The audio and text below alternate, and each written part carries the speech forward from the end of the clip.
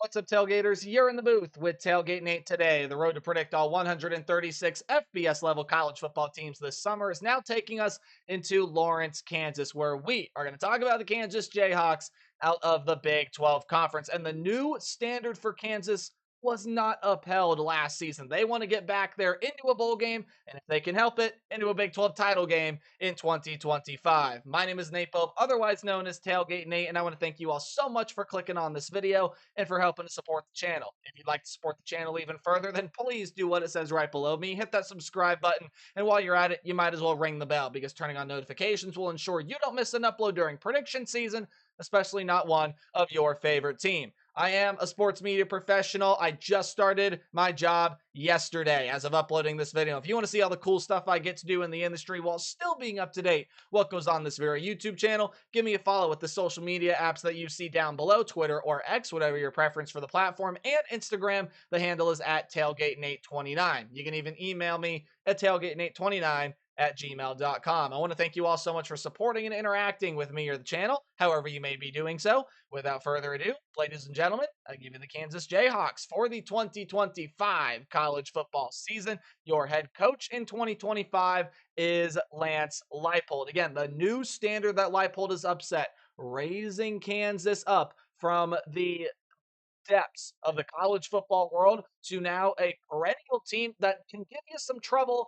It was not upheld to the fullest standard last season. Still a better season than Kansas is used to seeing, but again, not the new Lance Leipold standard. They want to get back there and really improve here in 2025. How do we do preview predictions here on the channel? Well, we are first going to go through a roster overview in which the offense is going to be over here to the left. The defense is going to be over here to the right. And at the end of the video, we'll go through the Kansas football schedule. I'll give it a game-by-game preview and prediction, and this video overall will tell you what I think about the Kansas Jayhawks here in 2025. Some numbers right below me before we get started, as returning production numbers are according to ESPN, and they do factor in transfer portal additions up to a certain percentage. And then right below that, your recruiting and transfer portal class ranks are both according to 24/7 Sports. So without further ado, we it off over here with your offensive coordinator and Jim Zabrowski. Let's talk about the Kansas quarterback situation because Jalen Daniels is coming back again. Number one, he's got to stay healthy. That's been a little bit of a problem for him, but here's what he did last season when he, for the most part, was pretty healthy. 2,454 yards, 14 touchdowns, and 12 interceptions on around 57% completion percentage. It was his worst completion percentage since becoming that full-time starter for Kansas. I think he's got to get back to 2022 form where he threw again. His passing numbers were not fantastic, only just over 2,000 yards, but 18 touchdowns on 4 interceptions. You can't really beat that touchdown to interception ratio. And last season did actually have his most productive on the ground, 447 yards and 6 touchdowns. Compare that with 2022, 419 yards and 7 touchdowns. The reason I'm not reading off 2023 is he was hurt. I think he even suffered a season-ending injury, missed most of the season. Jason Bean was that quarterback for Kansas in the 2023 season for the most part, but it is Jalen Daniels' show this upcoming season. It's going to be his room. It's going to be his quarterback situation. And to be quite honest, I think going back to 2022 form is kind of misleading because I do think he has to get back to that where he just exploded, right? That touchdown to interception ratio this season would be fantastic for Kansas. The 12 picks he threw this year was triple his previous high in a season at 4. That's what he did in 2022, but he had more passing yards in the 2024. I think you want to see that increase. Uh, while his production did increase slightly, it really wasn't that different. I'm talking about the ground game here from 2022 to 2024. As long as Jalen Daniels can stay healthy, and I think he's got to maybe emerge one more step up. I think Kansas, the quarterback situation, they're going to be pretty well off here. But talking about the talent that is surrounding Jalen Daniels here, well, you are going to be losing a very crucial part to this offense from last season because Devin Neal is off to New Orleans to play in the NFL. 1,266 yards and 16 rushing touchdowns for Devin Neal last season. Again, now a member of the New Orleans Saints. Daniel Highshaw, however, is coming back, 376 yards and 3 touchdowns last year, and he's going to have a brand new running mate in Layshawn Williams. Only had 11 carries last season at Iowa, but in 2023, 821 yards on 4.8 yards per carry. That's 170 carries. Did only have 1 touchdown. I think his touchdown production is going to go through the roof this season compared to what it has been in the past. He only had 3 career touchdowns with the Iowa Hawkeyes. He could easily double that in 1 season here with Kansas. According to ourlads.com, he is projected to be that lead back, but you are going to see Daniel Highshaw a fair bit in this offense as well. Your receiving room only sees 7 catches of production returning. No, I am not exaggerating. This is going to be an entirely new group of wide receivers here for this Kansas team. Luke Grimm, gone. Skinner, the likes of Quentin Skinner, gone. Lawrence Arnold, gone. Then you had Devin Neal as your 4th leading receiver. Jared Casey, lead tight end, is gone. You also are losing your 2nd tight end and Trevor Cardell, gone. It just overall is a revamped pass catching room that sees a ton of transfers come in here. So starting out with the wide receiver room, there are just a ton of guys that enter this program. From Ball State, Cam Pickett, 528 yards and 2 touchdowns for him last season. Over from Alabama, Emmanuel Henderson.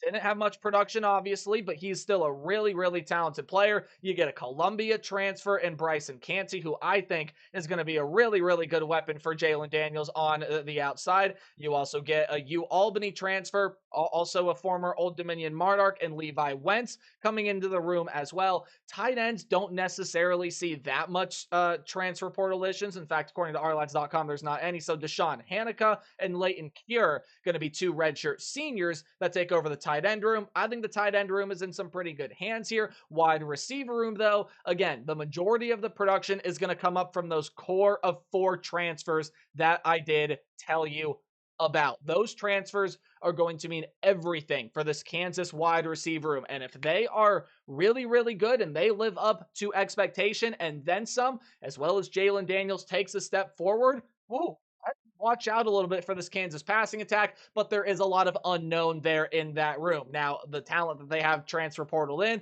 especially that of Cam Pickett and Bryson Canty, probably Levi Wentz there as well. They have proven themselves at other programs. It's different coming into the Power 4 realm and facing some of the pretty solid defensive units that Kansas will see throughout Big 12 play. 3 starters will look different on the offensive line, but experience on the right side is going to be pairing with the transfers and young talent to come in on the left side as well as up the middle. Bryce Foster is a center that's going to be coming back for you. You do have some transfers again. The experience on the right side as well as that center, 3 redshirt seniors. You got a ton of really young transfers coming in. All of their transfers are sophomore level into this offensive line room.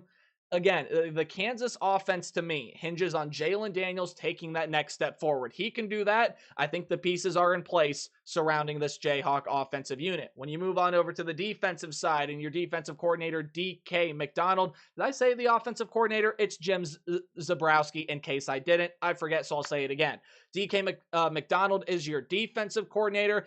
He was the defensive back coach last season that is now promoted to DC, and he wants this defense to play really, really fast. The Kansas defense over the past couple of years has really struggled specifically at being able to defend outside the hash marks. They really struggle when an offense is really good at being able to spread you out. Playing fast definitely could be able to fix that because they do have a lot of speed on this defense, and they could develop, again, speed's not something you can primarily teach, but if they can find speed on the outside to keep up with some of these wide receiver groups they're going to face, the Kansas defense can get better this season. And again, that's not me saying it hasn't made improvements since Lance Leipold has gotten there. It definitely has. I think it can take another step up this season. When you take a look at the defensive line unit, Jeremy Robinson, that is just an absolutely massive loss there on the defensive front, 22 tackles, but 5.5 sacks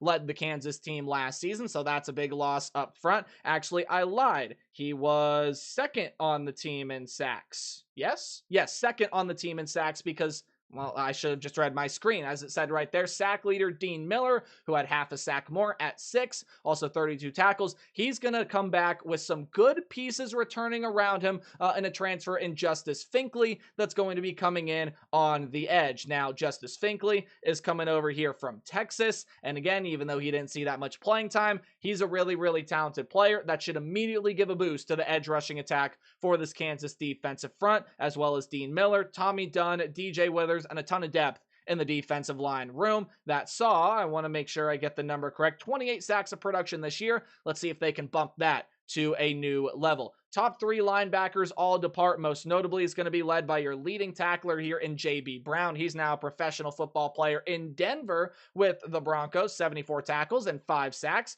for him last season. That also means Cornell Wheeler is gone, 64 tackles for him last season. And then a really big loss in Taiwan Berryhill. All of those guys no longer on this team. So it is a linebacker room built through the transfer portal. Most notably, though, you did get some really nice pieces in. Bengali Kamara is going to be transferring over here. Played at South Carolina last year, but at Pitt the year prior, 55 tackles, 2 sacks, 6.5 tackles for loss, did defend a pass, 5 quarterback hurries, is a really, really disruptive force that should be that lead linebacker for Kansas this year. Joseph Sipp is another really good player that during his time at Bowling Green had 2 70-plus tackle seasons. I think he's going to fit in really, really well, and then playing that hawk position for him is Trey Lathan coming over from West Virginia, where he's coming off a near 80 tackle season with the Mountaineers last year. So that's the trio of linebackers that'll now be leading this new unit, and now you get into your secondary, your top 4 secondary players. Talked about how your top 3 linebackers are gone. Yeah, your top 4 secondary players are also gone, including your 2 interception leaders. Again, some just absolutely massive losses there. Those 2 interception leaders, by the way, Mello Dotson and Kobe Bryant. Both of those guys are now off playing professional football. So this is another unit, much like the wide receiver room on the offensive side. The defensive back room is going to be built through the transfer portal. Now, there are some solid returners. Jalen Todd is coming back. Taylor Davis is coming back. So you do still have some solid pieces that return here. But again, it is a room that's primarily built through the transfer portal. You remember that crazy interception the Oklahoma defensive back made, DJ Graham? Yep, he's here with Kansas now after making a pit stop with Utah State. He's now coming over to play football in the Power 4 again with Kansas. Laquan Robinson and Lyric Rawls both transfer into play some nickelback and safety, respectively, for this program. So overall, you take a look at this Kansas team. I think the defense can take some leaps forward, and then offensively, I think it all hinges on Jalen Daniels, not only his health, because you look at who is behind him on this depth chart. I mean, Cole Ballard, I think, played a little bit last season, but you would much rather have Jalen Daniels running your offense because he, at his peak, is very dynamic. The pieces around him should fit well. The defense should see some improvements this season, but how does Kansas do against this schedule? Well, you don't have to wait any longer to find out, because here is the Kansas 2025 football schedule. But before we dive on into that, there are some numbers right below me, courtesy of FanDuel, that I do want to talk to you about. No, this is not me telling you to go place your money anywhere. You do what you want with your money. It's just some nice context to show how the odds makers feel about the Kansas Jayhawks this upcoming season. As far as winning the conference, I mean, Kansas is right there in the middle of the pack in the always wide open Big 12 with plus 1,700 odds. Again, they also are current as of recording this video. And yeah, pretty long odds to win the national championship. A lot would have to go right. Jalen Daniels would have to explode. The defense would have to improve tenfold. Yada, yada, yada. Things we're going to dive on into as we dive on in to this schedule. Sorry for the long pause. My pause button wouldn't work, and I realized by looking at it, hang on, 2 week 1 games doesn't make sense. Nope, Kansas does play in week 0 against a Mountain West opponent, one of the very few teams to play in week 0 this year, as per usual. Not that Kansas usually does, but again, week 0 games, always fun. It'll introduce us to the Fresno State Bulldogs. EJ Warner is coming over to play quarterback there for the Fresno State Bulldogs, formerly of Temple, then was at Rice last year. Again, he is, I believe, the son, if not nephew, uncle, but I believe it's the son of Kurt Warner, again, the legendary Super Bowl story. I don't think it's going to matter here, though. I think Kansas is going to be able to beat Fresno State in week 0 in the season opener, and then in their week 1 game. Again, now we're officially in week 1. They get to play the Wagner. I believe they're the Skyhawks, and yeah, Kansas should be able to win that one fairly easily. Watch out for Fresno State, though. They have been known to cause some problems. They do have some pretty nice pieces coming in through the portal. Again, the aforementioned EJ Warner is one of them. Some good returning pieces defensively as well, most notably that defensive end in Corey Foreman, who I believe was a former Power 4 player at USC, if I am not mistaken. Might have to fact check myself on that, which I actually am going to do right now. Yes, he did transfer over from USC a couple of seasons ago, but Kansas should be able to win their first 2 games. And then you got this one coming up against the Missouri Tigers. Old school Big 12 rivalry renewing here. Now it's Big 12 versus SEC. And Missouri, I think, is going to end up taking a step back this season. There's no Brady Cook. There's no Luther Burden. You lose some really big pieces defensively for this team. But overall, when I look at Missouri, I still see some pretty good pieces here. Beau Pribula is a little bit of a mystery for me at the quarterback position. But if he is anything like he showed flashes of at Penn State and then expands off of that, I think Missouri's got a really good addition out of the transfer portal. Ahmad Hardy was a stud with the University of Louisiana Monroe Warhawks last season. He's now in there to try to fill the gaps of a former Sun Belt duo and Nate Noel and Marcus Carroll that are both now off playing professional football. Wide receiver room gets a little bit of an overhaul, but does return some key pieces. And then some of the defensive transfers, especially up front, I think are what helped me seals the deal for Missouri here. Damon Wilson and Josiah Trotter, both coming over from other Power 4 programs, and they're going to give this Missouri defensive front just some absolute dudes. And I think they're going to wreak havoc here. Missouri, again, I do think takes a step back here, but I think they're going to be able to beat Kansas. I think Beau Pribula is a really, really good player, and I think will prove to be a pretty solid one. Some really good defensive transfers here for Missouri for a defense that should get better in the post-Blake Baker era. I believe this year too now. Kansas suffers their first loss of the season against the Missouri Tigers, and in my opinion, a perfect point for your first bye week to come before you have to go on. No, before you come back home, but you get a week to prepare for West Virginia. West Virginia is interesting this year, right? Rich Rod, he's coming back to Morgantown to coach this Mountaineer team yet again, but they are going to be breaking in quarterback Nico Marchiol. Hang on, I'm going to get this pronunciation right. All right, guys, I was really, really close. My apologies for the mispronunciation. I'm going to get it right here. Nico Marchiol.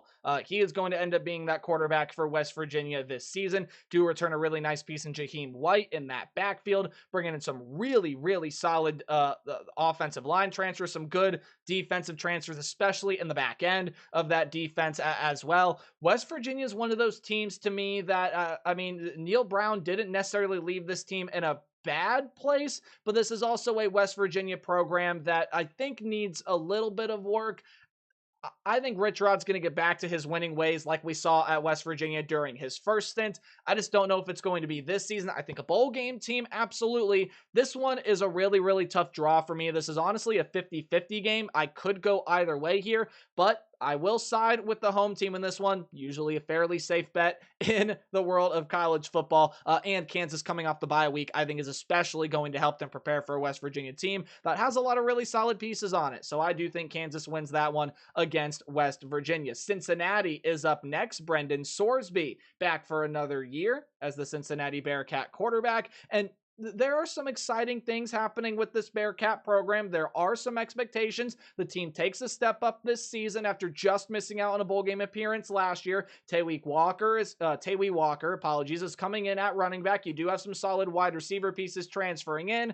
I just don't know how competitive Cincinnati is going to be this season, especially because as a conference overall, I think the Big 12 is only getting deeper and better this season, and I think that comes at a detriment to a team like Cincinnati. Kansas being one of those teams I feel like is going to get better this season, and Kansas beats Cincinnati there at home. However, Kansas now does have to go on the road and play the Central Florida Knights. Scott Frost. Hey, we just talked about Rich Rod going back to a former stop.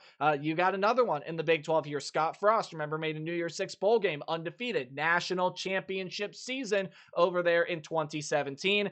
This is the program that's left in a really rough spot after Gus Malzahn went through, and I think it'll take Scott Frost some time to really build up in a team that is overthrown by transfers. Now, look, the Bounce House, a very, very, very tough place to win. Would it surprise me if Kansas lost this game? No, not at all. But I do think UCF going to take some time to rebuild. Eventually, though, and maybe, again, we'll see. Who knows what Scott Frost is going to look like after that very disappointing stint at his alma mater at Nebraska. So again, overall, we'll see what happens. But as of right now, I will side with the Kansas Jayhawks there on that game.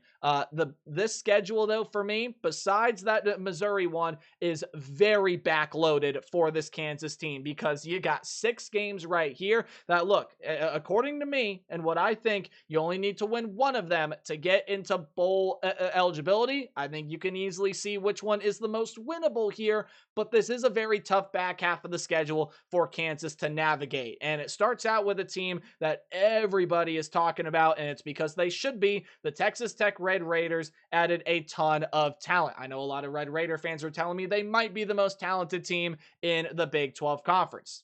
Baron Morton is coming back, Quentin Joyner there at running back, some really good wide receivers, including Reggie Virgil, who is coming in through the transfer portal. That defensive front is entirely new, but man, are there some dudes coming in through the transfer portal. Romello Height, David Bailey, Lee Hunter, Cole Wisniewski is coming over from North Dakota State after missing last year due to injury, but was one of FCS best safeties in 2023. This is just a stacked group, and I love Joey McGuire at head coach. Texas Tech going to win a lot of football games this year, and this will be one of them. And then you get into the Sunflower Showdown. Kansas had their opportunity to win this game last season, yet they did it on the road.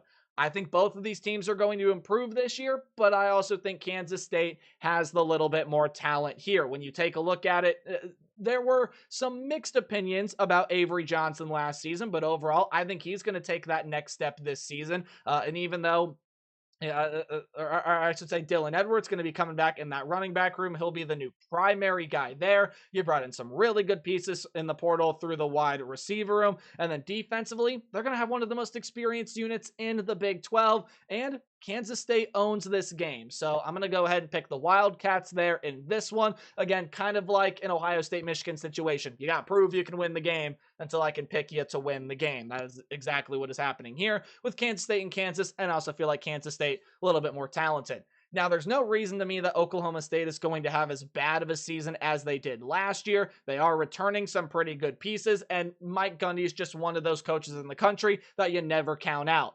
Well, I'm gonna, I guess, in a way, count him out here. I just think that Kansas, after those 2 losses, going to be looking to rebound, and this is, in my humble opinion, the most winnable game far and away that is on the back half of this schedule. And I think Kansas has got to win it to clinch bowl eligibility here, or even keep themselves alive, because maybe they do lose in the bounce house. Maybe West Virginia does get them at home. I think they beat Oklahoma State here. Now, a lot of people are, I think, underrating Arizona this year. Noah Fafita, if he can get back to form, I think it's going to be a pretty good quarterback throughout the Big 12 ranks. Love what they did in the transfer portal, in the running back room, bringing in Ismail Mahdi, and the wide receiver room. And then the defense should improve from last season. I also love their coach, Brent Brennan. I think he gets the best out of their players. And to me, that's a loss for the Kansas Jayhawks. Same thing with Iowa State. Rocco Becht is back, and he's got a ton of talent around him offensively and defensively. A team that made the Big 12 championship last season can go and do the thing they couldn't do last year, just fell short of winning it, but they made the game. They can absolutely go win it again this season. Utah's another team I feel like is going to bounce back and have a massive season. They are overhauling the quarterback room with Devin Dampier and the entire skill position unit, and Kyle Whittingham defenses are still going to play tough. But I do think that Kansas is going to eke out the win here in this one. I think Jalen Daniels could be a little bit too dynamic, even though I think this Utah defense will play this Kansas offense pretty physical, which leads me to a 7-5 record for Kansas. A big improvement from last season. Overall, maybe not the 9-3 year that everyone got hyped up about when Lance Leipold first came in, but a really solid year for Kansas football that sees some improvement here in 2025. That's all for this video. Let me know what you think in the comment section down below, and remember to play hard but tailgate harder. See you guys in the next video. Goodbye.